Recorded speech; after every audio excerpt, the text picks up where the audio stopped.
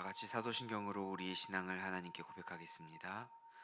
전능하사 천지를 만드신 하나님 아버지를 내가 믿사오며 그 외아들 우리 주 예수 그리스도를 믿사오니 이는 성령으로 잉태하사 동정녀 마리아에게 나시고 본디오 빌라도에게 고난을 받으사 십자가에 못 박혀 죽으시고 장사한 지 사흘 만에 죽은 자 가운데서 다시 살아나시며 하늘에 오르사 전능하신 하나님 우편에 앉아 계시다가 저리로서 산 자와 죽은 자를 심판하러 오시리라. 성령을 믿사오며 거룩한 공회와 성도가 서로 교통하는 것과 죄를 사하여 주시는 것과 몸이 다시 사는 것과 영원히 사는 것을 믿사옵나이다. 아멘. 찬송가 441장 같이 찬양드리겠습니다. 찬송가 441장입니다.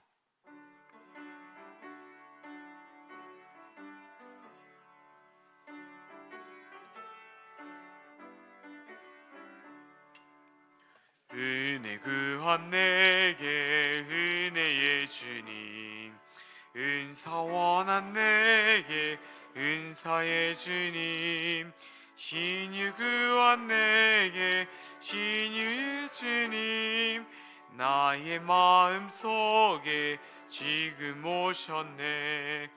나의 생명 되는 내 주 예수님, 영원토록 모셔 내 기쁨 넘치네. 말씀 위에 서서 내 뜻 버리고 감정을 버리고 말씀에 서니 불완전한 믿음 완전해지고 내가 이제부터 주만 붙드네. 나의 생명 되는 내 주 예수님, 영원토록 모셔 내 기쁨 넘치네.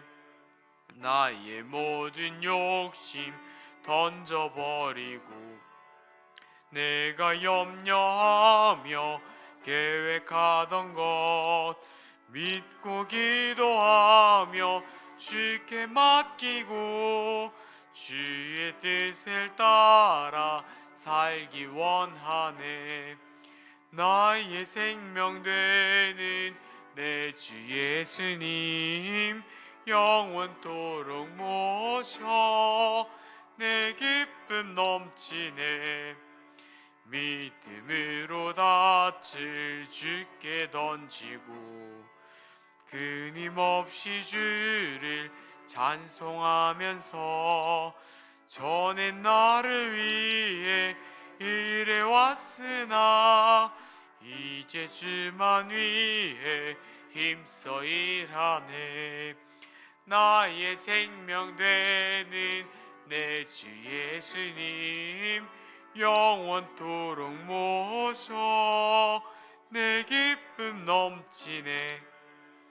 나의 소망 되는 구주 예수님, 이 세상에 다시 강림하겠네. 나의 등불 밝혀 손에 들고서 기쁨으로 주를 맞이하겠네. 나의 생명 되는 내 주 예수님, 영원토록 모셔 내 기쁨 넘치네. 아멘. 이 시간 함께 보실 하나님의 말씀은 잠언 3장 5절부터 12절까지의 말씀입니다. 잠언 3장 5절부터 12절까지의 말씀. 저와 성도님들이 한 절씩 나누어서 읽고 마지막 절은 한 목소리로 읽도록 하겠습니다.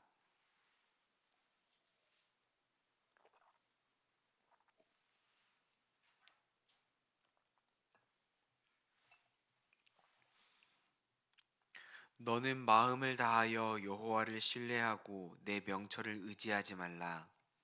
너는 범사의 그를 인정하라. 그러면 내 길을 지도하시리라. 스스로 지혜롭게 여기지 말지어다. 여호와를 경외하며 악을 떠날지어다. 이것이 내 몸의 양약이 되어 내 골수를 윤택하게 하리라. 내 재물과 내 소산물의 처음 익은 열매로 여호와를 공경하라. 그리하면 내 창고가 가득히 차고 내 포도즙 틀에 새 포도즙이 넘치리라. 내 아들아, 여호와의 징계를 경히 여기지 말라. 그 꾸지람을 싫어하지 말라. 대저 여호와께서 그 사랑하시는 자를 징계하시기를 마치 아비가 그 기뻐하는 아들을 징계함 같이 하시느니라. 아멘. 새벽 예배에 나오시면서 6분의 성도님이 1,000번째 예물을 하나님께 올려드리셨습니다. 성도님들 반갑습니다. 오늘 말씀은 지혜의 말씀이며 31장까지 구성되어 있어서 매일 한 장씩 읽기에 딱 좋은 그 말씀, 잠언 말씀에 대한 이야기입니다. 잠언은 지혜와 명철을 굉장히 중요하게 여깁니다. 그래서 지혜라는 말이 잠언에서 123번이나 나오고 명철이라는 말은 45번이나 등장할 정도로 다른 성경에 비해 압도적으로 많이 사용되는 것을 발견할 수 있습니다. 잠언 1, 2장을 읽으실 때 느끼셨겠지만, 그리고 앞으로 계속 읽어가시면서 느끼시겠지만, 잠언 기자는 계속해서 지혜를 구하라, 그리고 명철을 너의 마음에 두라, 이런 것들을 강조하는 것들을 발견할 수 있습니다. 그런데 오늘 본문에서는 조금 독특하게 명철을 의지하지 말라, 지혜롭게 여기지 말라라고 이야기를 합니다. 이게 무슨 말을 하는 것일까요? 우리 5절 말씀 같이 읽어보도록 하겠습니다. 5절입니다. 너는 마음을 다하여 여호와를 신뢰하고 내 명철을 의지하지 말라. 이번에는 7절 말씀 한번 읽어볼까요? 7절입니다. 스스로 지혜롭게 여기지 말지어다. 여호와를 경외하며 악을 떠날지어다. 아멘. 우리는 지혜의 왕 솔로몬을 좋아합니다. 우리 자녀가, 그리고 우리 손주들이 이런 솔로몬과 같은 지혜를 갖기를 원하며 실제로 그렇게 기도하기도 합니다. 솔로몬의 지혜는 어떤 지혜였을까요? 정말 우리가 잘 아는 유명한 이야기가 있죠. 두 여인이 찾아와서 한 아이를 두고 서로 나의 아들이다, 나의 아이다 주장하게 될 때 솔로몬이 그러면 반으로 잘라 각각 나누어 주라 이렇게 말하고, 아이를 죽이지 말고 차라리 저 여인에게 주십시오 말하는 진짜 어미를 찾아서 판결해 주는 그런 명판결을 기억하실 것입니다. 솔로몬의 지혜는 무언가를 잘 분별하는 지혜였습니다. 그리고 잠언 3,000가지를 남기고, 또 그리고 노래 1,005편이나 지었던 창의적이며 예술적인 그런 지혜를 가지고 있었고요. 이런 문과적인 머리뿐만이 아니라 동식물에 대한 자연과학적인 그런 이과적인 두뇌 지혜도 가지고 있던 사람이었습니다. 뿐만 아니라 건축에 대해서도 지혜를 가지고 있어서 성전과 왕궁의 난간을 만들기도 했었고, 수금과 비파와 같은 악기들을 만들기도 했습니다. 정말 놀라운 사람입니다. 굉장히 큰 부자였고 굉장히 강성한 나라를 이루었던 사람이었고, 가지고 있던 지혜가 어찌 그렇게 큰지 지금도 솔로몬 하면 지혜의 상징으로 여겨질 정도입니다. 솔로몬이 이런 지혜를 어떻게 얻게 되었을까요? 우리가 잘 알다시피 하나님께서 솔로몬에게 나타나 내가 너에게 무엇을 줄고 너는 나에게 구하라 하셨을 때, 많은 사람들은 솔로몬이 하나님 지혜를 주십시오 이렇게 말한 것으로만 기억을 하는데요.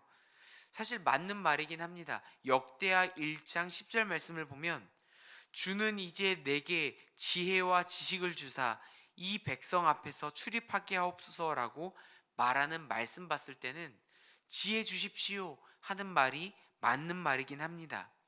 하지만 이 동일한 상황을 다루고 있는 열왕기상 3장 9절의 말씀을 보면 이 솔로몬이 구한 것이 정확히 무엇인지 명확하게 정확하게 설명해 줍니다. 제가 읽어보겠습니다. 누가 주의 이 많은 백성을 재판할 수 있사오리까?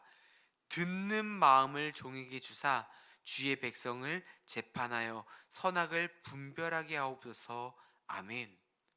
솔로몬이 구한 것은 단순한 지식, 지혜, 문과적인, 이과적인 그런 두뇌적인 IQ와 같은 그런 지혜를 구한 게 아니었습니다. 듣는 마음을 구했다라고 하는데요. 이 듣는 마음이 무엇인지 조금 더 쉽게 설명해 드리기 위해서 제가 현대어 성경으로 번역된 그 성경 구절을 한 번 더 읽어 드리겠습니다. 그러므로 주의 가르치심을 항상 느끼고 들을 수 있는 총명한 마음을 제게 주셔서 제가 주의 백성을 바로 인도하고 공평한 판결을 내릴 수 있게 하소서. 아멘. 무엇을 듣는 마음이라고 말하고 있는 거죠? 주님의 가르침을 항상 느끼고 주님의 가르침을 항상 들을 수 있는 마음. 이게 바로 솔로몬이 구했던 그리고 솔로몬이 얻게 되었던 그 지혜의 정체입니다. 이과적인 두뇌, 문과적인 두뇌, 재판을 잘할 수 있는 판단력과 분석력, 분별할 수 있는 그런 능력 이런 것이 아니었습니다. 바로 솔로몬이 구했던 그리고 솔로몬이 가지고 있었던 그 지혜의 정체는 하나님의 가르침을 바로 느끼고 그것을 들을 수 있는 마음이었습니다. 그랬기 때문에 오늘 본문 5절 말씀과 7절 말씀에서는 이렇게 말합니다. 우리 5절부터 7절까지의 말씀을 다시 한번 읽어보도록 하겠습니다. 5절, 6절, 7절입니다. 너는 마음을 다하여 여호와를 신뢰하고 내 명철을 의지하지 말라. 너는 범사의 그를 인정하라. 그리하면 내 길을 지도하시리라. 스스로 지혜롭게 여기지 말지어다. 여호와를 경외하며 악을 떠날지어다. 아멘.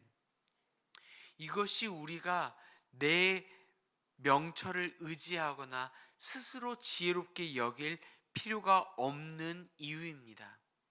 내 명철, 내가 지혜를 가지고 있는 것처럼 느끼는 게 아니라 이 지혜의 정체가 하나님의 음성을 듣고 하나님이 말씀하시려고 하는 그 마음을 느끼는 게 지혜이기 때문에 그것이 나에게서 나온 것처럼 내가 무언가를 암기를 잘한다거나 이해를 잘한다거나 분석을 잘해서 이것이 옳은지 저것이 옳은지 분별하는 나의 능력인 것처럼 생각하는 것이 아니라 하나님의 마음을 느끼고 하나님의 마음 그 뜻대로 그 가르치심을 내가 듣는 마음, 이것이 바로 지혜이기 때문에 우리 스스로 교만하려고 해서는 안 된다는 것입니다. 지혜를 주신 분은 하나님이십니다. 그리고 그 지혜의 정체는 하나님의 가르침을 듣는 것, 여호와 하나님만을 신뢰하며 그분을 인정하는 것입니다. 내가 생각했을 때 이게 확실하다, 정말 내가 봤을 때 이게 정말 정답이다 싶은 그런 지름길을 내가 발견했음에도 눈앞에 그 지름길을 두면서도 하나님이 그 길 아니야, 돌아가는 것처럼 보이지만 이쪽으로 가야 돼 말씀하실 때 분명히 내가 거리를 재고 내가 무엇을 딱 봤을 때 내비게이션과 여러 가지를 확실히 분석했을 때 이 길은 돌아가는 길이고 이 길은 굉장히 빨리 갈 수 있는 지름길이라는 것을 확인했음에도 하나님이 그 길 아니야, 돌아가는 것처럼 보이지만 이 길로 가야 돼 말씀하실 때 네 하나님 알겠습니다. 하나님께서 말씀하시면 이것이 아닌 줄로 믿고 하나님 말씀대로 가겠습니다 하는 그 믿음, 하나님의 말씀을 들을 수 있는 그 신뢰와 의지가 우리 안에 있기를 소망합니다. 베드로도 그랬습니다. 물고기를 잡을 때 베드로는 수십 년 동안 물고기를 잡아왔던 전문가 어부였고 예수님은 비전문가였음에도 불구하고 비전문가인 그 예수님이 전문가인 나에게 물고기를 잡는 거에 대해서 조언을 하시게 되는데요. 베드로야, 깊은 데로 가서 그물을 내려 고기를 잡아라. 이 베드로의 그 상황은 밤이 새도록 노력해서 고기를 잡으려고 노력을 했습니다. 내가 그토록 오랜 시간 동안 물고기를 잡으려고 했던 그 경험과 그 경력들을 생각해 봤을 때 보통 이 정도만 하면은 웬만하면 어느 정도 잡히는데 그날은 유독 특이하게 정말 이해가 안 갈 정도로 물고기를 잡지 못한 정말 신기하고도 그런 난감한 하루였습니다. 그런데 그때 예수님이 이야기합니다. 베드로야, 깊은 곳으로 가서 그물을 던져 고기를 잡아라. 정말 이해할 수 없는 그런 상황이지만 베드로는 예수님의 말씀에 의지하여 그물을 내립니다. 그 결과는 우리 성도님들도 아시다시피 만선이었습니다. 그물이 찢어질 만큼 많은 고기가 잡혔던 것들을 아실 것입니다. 사실 예수님을 믿는 사람들, 그리스도인들은 본문의 말씀에 나오는 것처럼 하나님을 신뢰합니다. 그분을 인정합니다. 그런데 문제가 있습니다. 그 문제는 큰 문제인데요. 어떤 문제냐면 그분을 인정하고 그분을 신뢰하지만 상한 선을 둡니다. 내가 하나님을 믿고 의지하지만 여기까지 그 전부 의지하는 것이 아니라 이 정도까지만 의지하는 상한 선을 둔다는 것입니다. 하나님, 제가 하나님이 시키시는 대로 할게요. 그런데 이것만은 건들지 마세요. 하나님을 믿고 의지합니다. 그런데요, 이것은 터치하지 말아주세요. 하나님, 분명히 제가 하나님 신뢰하지만 이것은 제가 최후까지 남겨두고 있는 제 영역입니다. 이것은 내가 결정해야 되는 문제입니다. 이것은 하나님 건드리지 마세요. 이 분야는 제가 전문가입니다. 이거 건들면 저 못 참습니다. 하나님께 모든 것을 맡기는 것처럼 여겨지지만 내가 하나님께 온전히 맡겨드리지 못하는 어느 영역들이 있다라는 것입니다. 각자의 기준이 있을 것입니다. 이것이 본인이나 자녀의 결혼 문제일 수도 있습니다.